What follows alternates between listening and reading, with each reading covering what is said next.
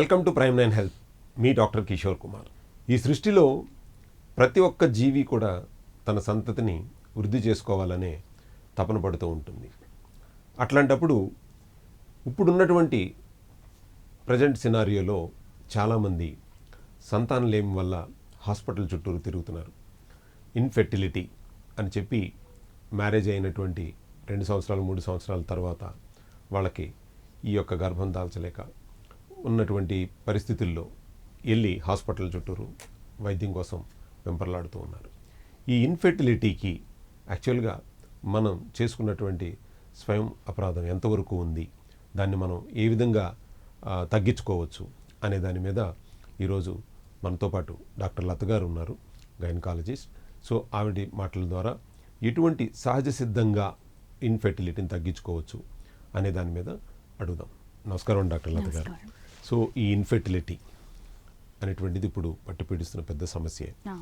So దీనివల్ల even కొన్ని families కూడా డైవర్స్ స్టేజ్కి వెళ్ళిపోతాం. తర్వాత ముందే చెప్పలేదని వాళ్ళు కేసుగా పెట్టుకోవడం కానీ ఇలాంటివి కానీ ఎన్నో చూస్తున్నాం సొసైటీలో. ఈ ఇన్ఫెర్టిలిటీకి ఇప్పుడు ఇద్దరు కారణం అయి ఉండొచ్చు. ఒకటి మెయిల్ అండ్ ఫీమేల్. సో ఈ ఇన్ఫెర్టిలిటీలో అట్లా లైఫ్ స్టైల్ ఎంతవరకు ఉంటుంది, వీళ్ళిద్దరూ ఇన్ఫెర్టిలిటీకి లైఫ్ స్టైల్ ఎంతవరకు కారణం, ఫస్ట్ పాయింట్. రెండోది మేల్ ఎంతవరకు, ఫీమేల్ ఎంతవరకు అనేటువంటిది కనుక మన వీళ్ళకి క్లారిటీ ఇవ్వగలిగితే ఏంటంటే, వాళ్ళు ఇన్ఫెర్టిలిటీ అంటే ఒక ఆవిడకే సంబంధించింది అనే అపోహలో ఉండిపోయారు. సో బాబు ఆవిడికి సంబంధించిందే కాదు, నీకు కూడా సంబంధించిందే. సో కాబట్టి ఇన్ఫెర్టిలిటీ ఎప్పుడైతే మ్యారేజ్ అయిన 1 or 2 yearsకో 3 yearsకో పిల్లలు లేకపోవటం అంటే ఫస్ట్ తీసుకెళ్ళి ఆవిడని డాక్టర్ దగ్గరికి తీసుకెళ్ళాలి, లేకపోతే డాక్టర్కి చూపించండి మీ కోడల్ని, లేకపోతే మీ అమ్మాయిని డాక్టర్కి చూపించండి అనే పాతకాలం. ఇప్పుడేమో మోడర్న్ లైఫ్లో ఉన్నాం, మాటలేమో పాతకాలం మాటలే వస్తూ ఉన్నాయి. సో ఎంతవరకు ఇది వాస్తవం? యాక్చువల్గా ఇన్ఫెర్టిలిటీకి ఈ యొక్క ఉమెన్ ఎంతవరకు కారణం, లేదా లైఫ్ స్టైల్ ఎంతవరకు కారణం చెప్పండి. ఫస్ట్ అసలు ఇన్ఫర్టిలిటీ అంటే ఏంటో ఫస్ట్ మనకు తెలియాలి. ఫస్ట్ ఆఫ్ ఆల్ మ్యారేజ్ అయ్యి 1 year వరకు ట్రై చేసి they have tried possibility 1 year కూడా న్యాచురల్ కన్సెప్షన్ కాలేదు అని అంటేనే they are infertility. They have to seek infertility specialist what I mean. But నేను చాలా చూసుంటాను, మ్యారేజ్ అయిందండి 3 months అయింది పిల్లలు అవ్వలేదు, 6 months అయింది పిల్లలు అవ్వలేదు, ఇలా వస్తూ ఉంటారు. సో మ్యారేజ్ అయ్యి 1 year ట్రై చేశారు, 1 year మంచి న్యాచురల్గా ట్రై చేశారు, అప్పుడు అవ్వలేదు అంటే then the seek consultant. First thing. Second thing వచ్చి ఇన్ఫర్టిలిటీకి మగవారు కారణము, ఆడవారు కారణం. మగవాళ్ళ ఫ్యాక్టర్స్ వచ్చేసి 30 to 35% దే ఆర్ రీజన్స్ ఉండొచ్చు. లేడీస్ 40% రీజన్స్ ఉండొచ్చు. Only 5% to 10% variation. Yes combined factors 10 to 15% ఉండొచ్చు. దీంట్లో life style places crucial role అండి. ఇప్పుడు now days we are having busy lives and so morning షిఫ్ట్కి వైఫ్ వెళ్తారు, నైట్ షిఫ్ట్ హస్బెండ్ వెళ్తుంటారు, some times shifts mid nights వస్తుంటారు. So proper sleep ఉండదు. Even all professions also midnight sleeps ఉండవు, everything. So when you have sleep deficit hormones అనేవి imbalance వచ్చేస్తాయి. So definitely మీ egg ఏదైతే release అవుతుందో, sperm ఏదైతే release అవుతుందో క్వాలిటీ తగ్గుతుంది, క్వాంటిటీ కూడా తగ్గుతుంది ఆటోమేటిక్గా. ఎగ్జాక్ట్లీ. ఇంతకుముందు మనం వినే ఉంటాం, మన అమ్మమ్మ వాళ్ళు కానీ 9 o'clock పడుకునేస్తున్నామండి, ఇప్పుడు 1 అవుతుంది, 2 అవుతుంది. సో వేర్ పని లేకపోతే కూడా 1 అవుతుంది. ఎగ్జాక్ట్లీ. 2 o'clock 3 o'clock మనకి మిడ్ సర్జ్ ఆఫ్ హార్మోన్స్ ఉంటాయి, మన బాడీలో మిడ్ సర్జ్ ఆఫ్ హార్మోన్స్ ఉంటాయి. That regulates our morning hormones which has to be secreted. ఆ టైంకి మనం ప్రాపర్ స్లీప్ లేకపోతే they not secrete in a proper way, that will cause side effects. So sleep అనేది చాలా mandatory in case of fertility issues. And what food you take and how your life style is. Morning 11కి 12కి breakfast చేస్తాం, that's not a proper way to do. So calories ఏ టైంలో వెళ్ళాలో ఆ టైంలోనే క్యాలరీస్ మన బాడీకి ఇంటేక్ అవ్వాలి. So early life style 8-8:30 having your breakfast, having some fruits in between. Fruits are antioxidants which are very good for egg releasing and sperm count. Very good fruits. So 1 o'clock lunch, again evening mali workout or walking, whatever we are comfortable with. Then have some good nuts or fruits. Early dinner, so like 8 o'clock dinner, having ఒక 2 hours of gap between dinner and sleep. తినేస్తాం, వెంటనే పడుకుంటాం. That is also not good. It increases hyperglycemia. That will affect again ovaries and sperm count. మీరు చెప్పిన ఏ విషయం కూడా పాటించలేనటువంటిదే.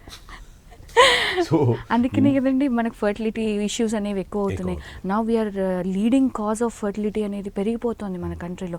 World wide out of 6 people 1 people are coming to the gynaecologist or andrologist for infertility issues.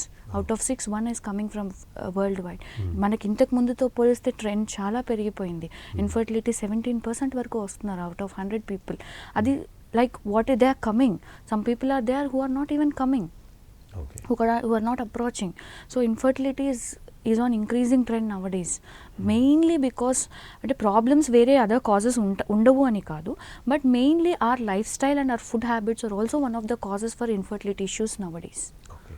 So ఇన్ఫెర్టిలిటీకి ఇప్పుడు మీరు అన్నట్టు నిద్ర ఒకటి, ఫుడ్ Lifestyle. ఒకటి, లైఫ్ స్టైల్ ఒకటి Lifestyle. చెప్పారు.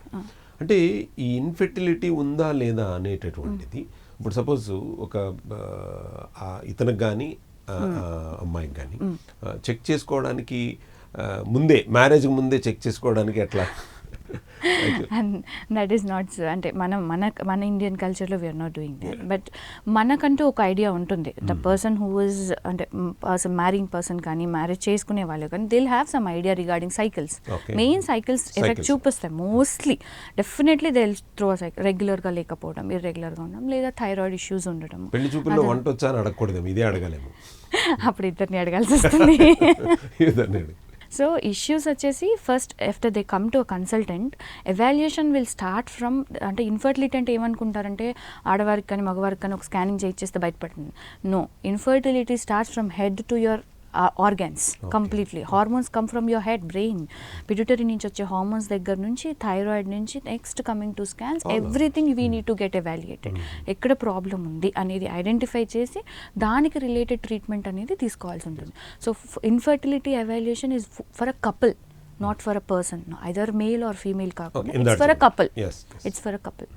అంటే వాట్ ఆర్ ద మెయిల్లో ఉన్నటువంటి ఇందాక మీరు చెప్పినట్టు 35% మెయిల్ కూడా అన్నారు కాబట్టి అతనిలో ఉండాలంటే ఒకటి స్పెర్మ్ కౌంట్ అని చెప్తున్నాము. స్పెర్మ్ కౌంట్తో పాటు స్పెర్మ్ క్వాలిటీ, దాంట్లో infection rate and teratogenic sperms. Sperm analysis అనేది ఒక 3 months రిపోర్ట్. అది 3 months నుంచి sperms like they produce every 3 months, 3 months report అది. సో మీ లైఫ్ స్టైల్ దానివల్ల అయ్యే ఇన్ఫెక్షన్స్ కానీ, దాని క్వాలిటీ ఎలా ఉంది, క్వాంటిటీ ఎలా ఉంది, హౌ మెనీ స్పెర్మ్స్, అసలు స్పెర్మ్ కౌంట్, స్పెర్మ్స్తో పాటు వేరే అదర్ కూడా చూస్తాం మనం, pH అవన్నీ చూస్తాం. సో వాటివి ఎలా ఉన్నాయి అవన్నీ కన్సిడర్ చేస్తారు. అది వన్ సైడ్. నా other effect is even they can have thyroid, even they can have diabetes, other hormonal problems or other andrology problems. What I mean, they can consult an andrologist or a urologist. like sperm release అయ్యేటప్పుడు కొన్ని defects ఉంటాయి కొందరికి point of time release అవ్వదు, కొందరికి defects early releasing, late releasing అలాంటివి ఉంటాయి. So they have every problem. As a female we get evaluated from brain to organ. Even male has a problem from brain to organ. So when a couple comes for evaluation, basic tests కొన్ని run చేస్తాం female మీద కానీ male మీద కానీ. So will get a picture ఎక్కడ defect ఉంది అని. దాన్ని బట్టి డిఫెక్ట్ మేలా ఫీమేలా లేదా both, where we have to correct. Some times both will be normal reports. The thing is they can't adjust a time or not, and they don't have an awareness regarding when to go into reproductive life, so cycle length avani awareness ఉండదు. Most కామన్గా వచ్చే cases awareness లేకనే ఉంటారు most కామన్గా. Next will be PCOD causes other ఉంటాయి. ఇప్పుడు ఈ sperm quality and quantity దానికి ఈ లైఫ్ స్టైల్కి ఎటువంటి సంబంధం ఉంటుంది as a male point? It has pure lifestyle relation. Smoking, alcohol, other ఆర్గానల్ కూడా ఉంటాయి మనకి, వాస్ట్ డిఫరెన్స్ బ్లాక్స్ అని అవి ఉంటాయి. బట్ మోస్ట్ కామన్గా మనం చూసేది ఏంటంటే life style, sleep, your food habits and your alcohol consumption, smoking. They have major impact on sperm quantity and quality both. So nowadays even ladies also taking smoking and drinking కదండి, దాని మీద వాళ్ళకి ఎంత మనం ఎంత తీసుకుంటున్నాం, వాట్ ఈస్ ద లిమిట్ అంటే every one will have, అంటే తీసుకునే వాళ్ళు that is their option. But మన లైఫ్ స్టైల్ మీద ఎంత ఎఫెక్ట్ పడుతుందని మనకు అవేర్నెస్ ఉండాలి. So does it affecting my cycles or sperm count, or does it affecting, నేను నా కన్సీవ్ అయితే does it affect my baby, everything that should be a self awareness thing. So so అలా చూసుకుంటూ దాన్ని బట్టి మన లైఫ్ స్టైల్ సెట్ చేసుకుంటే సరిపోతుంది. ఓకే. సో ఇప్పుడు ఇన్ఫెర్టిలిటీ అన్న తర్వాత కొన్ని మెడిసిన్స్ అవి కూడా వాడుతూ ఉంటారు కదా. అవునండి. సో దానికి ఈ తర్వాత బేబీ కన్సీవ్ అయిన తర్వాత it's any impact normal medicines baby వల్ల యూజువలీ ఉండదు యాక్చువల్గా, but baby actually now we have so much advance techniques like pre implantation genetics కూడా చేస్తున్నాం మనం. అంటే ఐవీఎఫ్ వినే ఉంటారు, బయట టెస్ట్ ట్యూబ్ బేబీస్ అని అంటారు. సో ఆ ఎంబ్రియోని మనం జెనెటిక్ అనామలీస్ కోసం టెస్ట్ చేసి నార్మల్ వచ్చిన ఎంబ్రియోస్ని ఇంప్లాంట్ చేసే స్టేజ్లో ఉన్నాం మనం already. But that basically depends upon మన chromosome. Female and male chromosomes ఏవైతే వస్తున్నాయో, ఇప్పుడు జెనెటిక్ ఎలా ఉంటుందంటే సైలెన్సింగ్ కొన్ని ఉంటాయి. మన ఫాదర్ మదర్స్ ఆర్ గ్రాండ్ పేరెంట్స్లో యాక్టివ్ ఉండొచ్చు, వాళ్ళకి తగ్గిపోయి మనలో వచ్చిండొచ్చు. సో అలాంటివి ప్రీ ఇంప్లాంటేషన్ జెనెటిక్స్ ద్వారా we have to rule out and implant. Medicines వల్ల ఇంపాక్ట్ అవుతుంది అనేది ఏముండదు.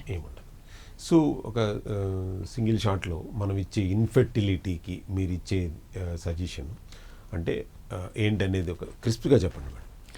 ఇన్ఫర్టిలిటీ. సో ఇన్ఫర్టిలిటీ అనేది ఎర్లీ అప్రోచ్ అవుతే బెటర్ అండి. Not like 2 months or 3 months. Proper 1 year after trying you're not conceiving, approach early.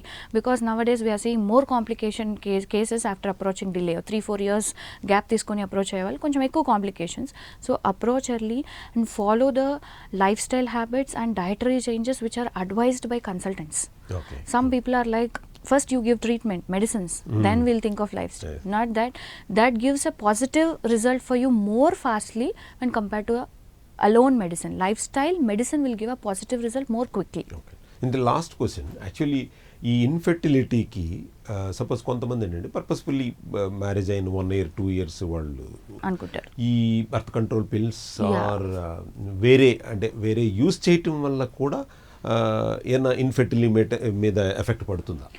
Birth control pills use చేయటం వల్ల అనేది కాదండి. బర్త్ కంట్రోల్ పిల్స్ మనం ఎన్ని రోజులు వాడుతున్నాం అనే దాన్ని బట్టి కూడా ఉంటుంది. Because OC pills is and hormonal pills, definitely long term use everything has the side effects. So how many days you are using, along with that what precautions are you taking about your life style. So మీరు already weight put on అవుతున్నారు, you take birth control pills, it will increase more weight, it will cause again PCOS, again an infertility issue. So వాటి వల్లనే అవుతుంది అని ఏం కాదు. దాంతోపాటు మన లైఫ్ స్టైల్ ఎలా ఉంటుంది, మనం ఇంకా అదర్ ప్రికాషన్స్ ఏం తీసుకోగలుగుతున్నాం. ఇన్స్టెడ్ ఆఫ్ దాని బదులు ఏమైనా వేరే మెనీ అదర్, అంటే ఆల్రెడీ ఒక బేబీ అయిన వాళ్ళకి IUCDs ఉన్నాయి, లూప్స్ అని అంటాం మన లాంగ్వేజ్లో, లూప్ వేస్తున్నారు అని అంటాం, లూప్స్ వేసుకోవచ్చు. You can even go for cycle length, దాంట్లో ఫర్టైల్ పీరియడ్స్ని అవాయిడ్ చేసుకోండి. That also you can go for things. Okay, thank you so much. Thank you.